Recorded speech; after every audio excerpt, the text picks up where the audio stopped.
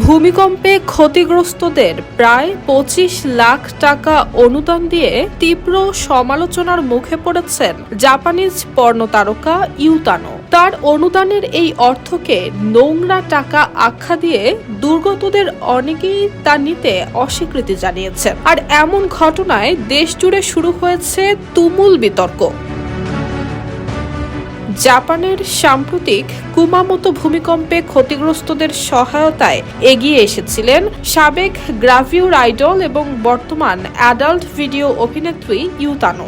Japan red ক্রসের সামনে তিনি ৩০ লাখ ইয়েন অর্থাৎ প্রায় ২৫ লাখ টাকা অনুদান দেওয়ার পাশাপাশি পানীয় জল, স্যানিটারি সামগ্রী এবং ডায়াপারের মতো জরুরি ত্রাণ সামগ্রী পাঠান দুর্গত এলাকায়।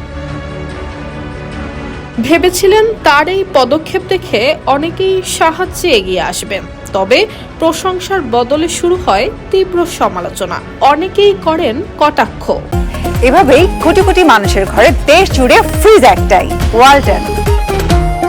কেউ কেউ অভিযোগ করে বলেন তিনি শুধু এই অর্থ প্রচারের জন্যই অনুদান দিয়েছেন। তবে সমালোচনার মুখেও পিছু হটেননি ইউতানো।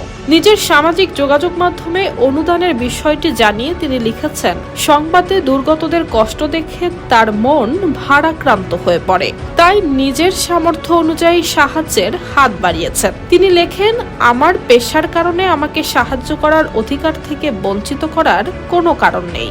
অনুদান তো অনুদানই। সবচেয়ে গুরুত্বপূর্ণ বিষয় হলো সেই সাহায্য যেন প্রয়োজনীয় মানুষের কাছে পৌঁছায়। ইউতানোর এমন মন্তব্যের পর সামাজিক যোগাযোগ মাধ্যমেও শুরু হয় তুমুল বিতর্ক।